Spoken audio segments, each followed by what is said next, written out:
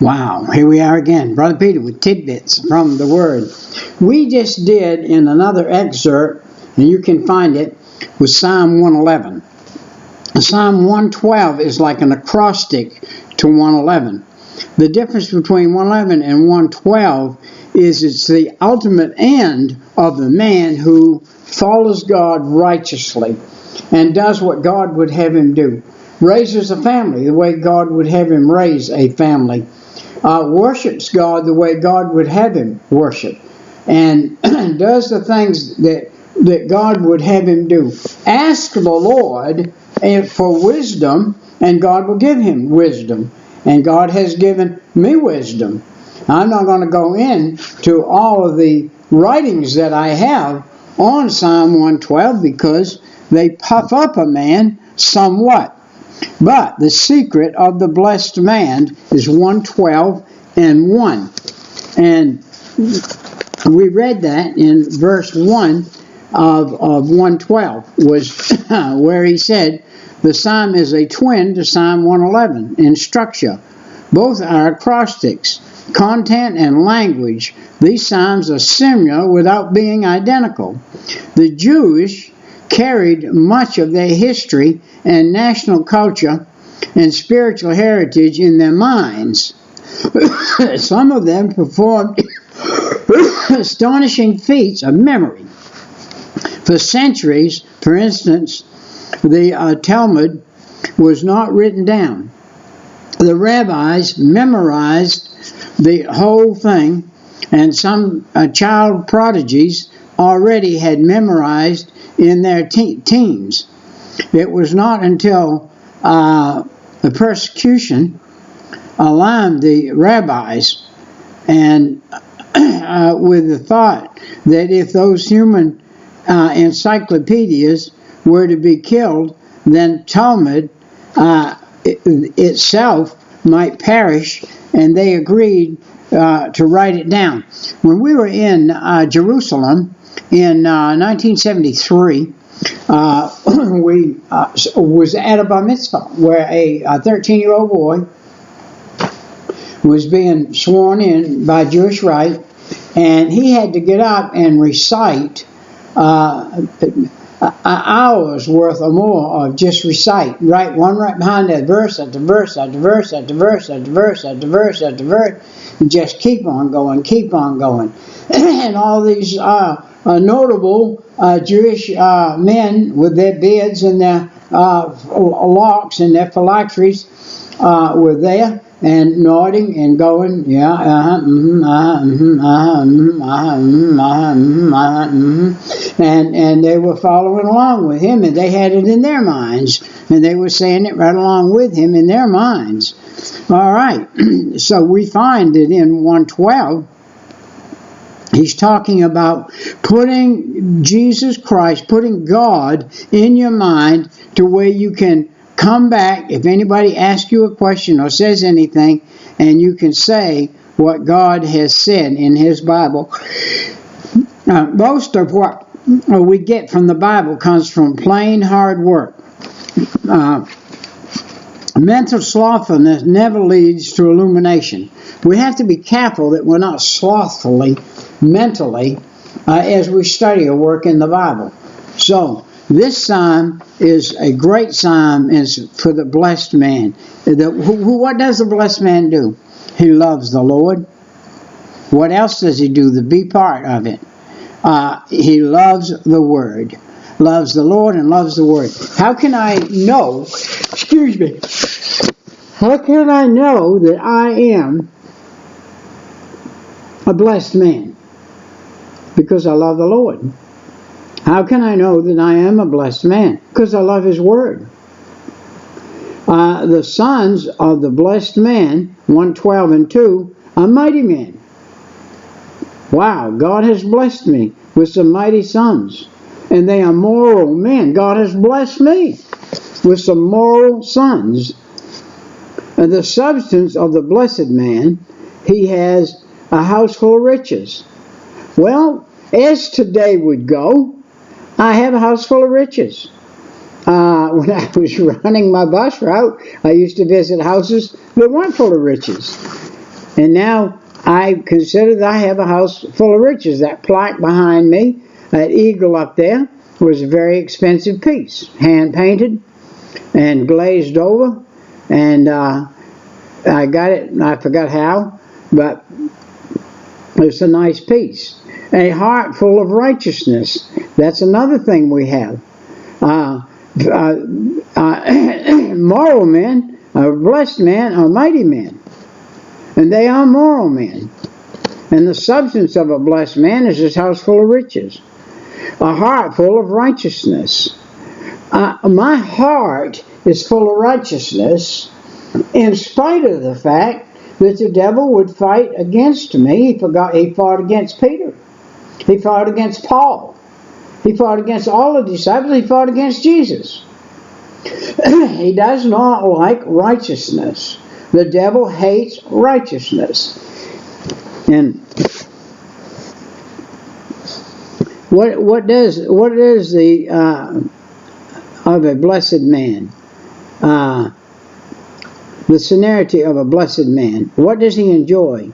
He enjoys guidance. I enjoy the guidance of God. I enjoy the grace of God. I enjoy the goodness of God, and I enjoy the godliness of God, that He is who He says He is. And He came into my heart 1972 at 5 o'clock in the morning, 3 o'clock in the morning, excuse me, November 5th, 1972, 3 o'clock in the morning. And how about the sense of the blessed man? He is compassionate. Am I compassionate? I pray that I am. I pray, God, make me compassionate.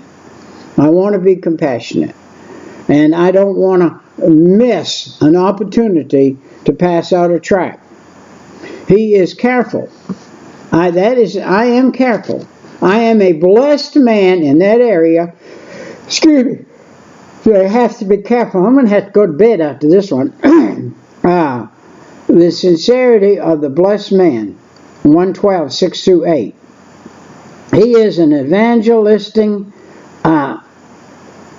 security. He is everlasting. He is an everlasting security. He is an everyday security. Bad news does not shake him. Good news does not shun him. 112 and 7 and 112 and 8. God has had to deal with me in this area. I have had some bad news. I lost my dad. Then I lost my mother. I lost my wife. Then I lost my sister. I lost my brother. I lost 2 brothers. Lost 2 sister-in-laws. Goodness gracious. Lost my best friend, my uncle, Russell Turner. I lost my Aunt Wavy. I could keep going and keep going and keep going. And God said, do you know you're fortunate? And I said, why, Lord, am I fortunate? He said, because all of them went to heaven. As far as I know, every last one of them had made their profession of faith, and the majority were following the Lord to the fullest. And I know they went to heaven when they died. Wow! Am I a blessed man? You better believe it. What a blessing it is to not have to grieve over my loved ones. My wife never went to a grave. I found out the other day my daughter has her at her house in a jug or something. But I don't go to the graveside. My father's up there, my mother's up there, my sister's up there, my brother's up there. I don't even go there. I don't go to the graveyard. I haven't been to the graveyard in years and years and years. Every time they have a memorial, it drives me crazy. They're gone. They're in heaven. It's done. That body's done. It's gone. It's all over. It's all over. They might as well have died at sea and were buried in the sea, because that's the end of it. All right. What does? Bad news doesn't shake him. Good news doesn't shun him. The status of the blessed man is his piety. Is his knowledge. His pity. That's acknowledged. The power is acknowledged. What power? The power God gives him to be able to do the things that he does. Hey, I can sit in front of this machine and talk only because God enables me. I'm not smart enough to do this. I'm not a very smart person at all. It's just that God gives me grace enough to be able to do this by studying and keeping on. The supremacy of a blessed man he sees. The frustration of the wicked. And this is a frustrated world, my friend. A frustrated world. The fury of the wicked. Yes. Terrible.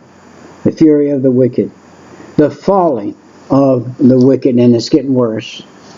It's getting worse. Here in the United States of America is not a safe place anymore. It's not safe for anybody. Not just not safe for a Christian, but it's not safe for anybody. You can get mugged walking down the street of almost any city right now in the United States that's got any size to it at all. You can get mugged on the sidewalk with other people around. Somebody knock you down, rip your chain off your throat, and get your wallet at the same time. Tear your jacket off your back, and run down the street, and nobody does anything. They in awe, just watch. And somebody says, "Why don't you call the police?" And they say, "Ain't no point. There ain't no point. They never catch the guy. He's gone." That's the end of it. That's the average city today in the United States of America. And some places are worse than that. If you go in, you don't come back out. Your life is lost. They strip you all of your clothes and anything else. And if you got a gold tooth, it's gone too. If you got hearing aids, they'll be in the pawn shop. If you've got glasses, they'll be in the pawn shop. And your body will be laying there on the street. Naked, stripped, with no information. Nobody knows who you are. The morgue is full of them. I don't know if you could call Chicago and find out, or Detroit, Michigan, and find out. But this is what I heard, and it's hearsay, that the morgue is slapped full of unidentified bodies. Stacked up in the freezer. Unidentified bodies. And nobody's identified them. Nobody knows where they are, who they are. That somebody ran away from home, grew up a year or two, got mugged, got killed, lost everything they had, but their body, the body's laying there dead, but there's nothing on it. No information whatsoever. This is the America we live in today. But there are some righteous people. Psalm 111 and Psalm 112 says these people God watches over. And He gives them enough sense to not walk down there. When I was in Michigan, Detroit. No, I was in Dearborn, Michigan. I went down into the Arabian quarters and walked around one of the blocks and passed out tracts all the way around. I was received quite well.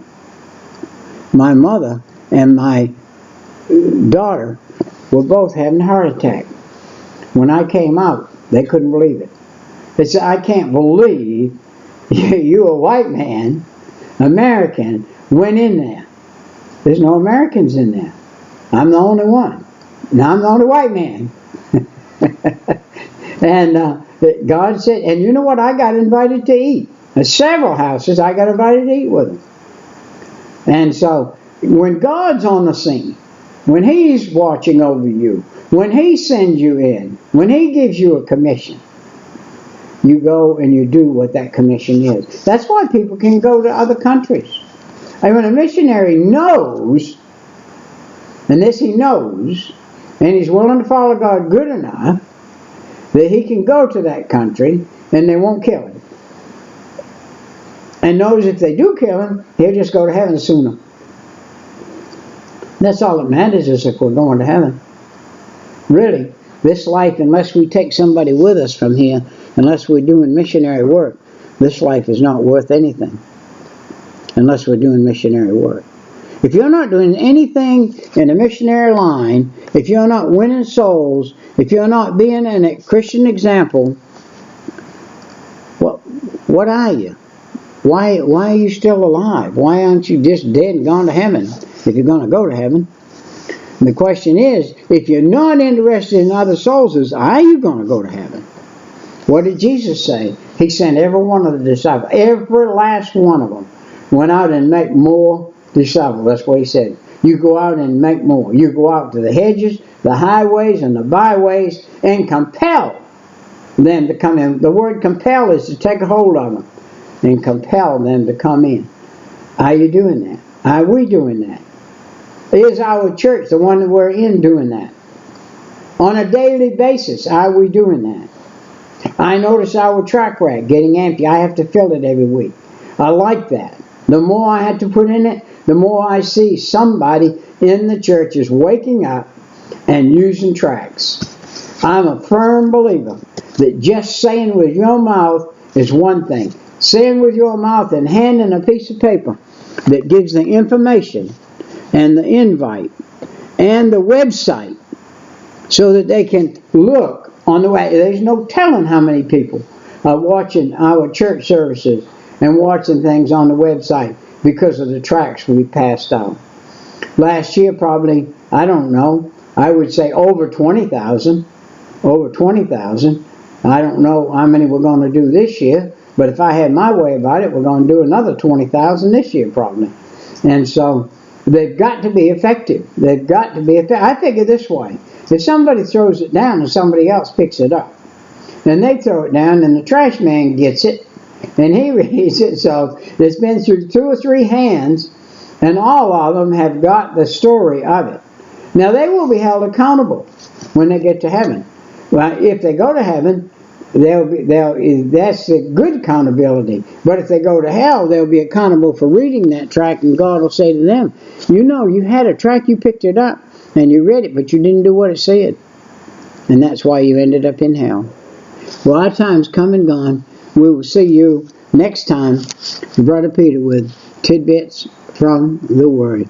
Bye-bye.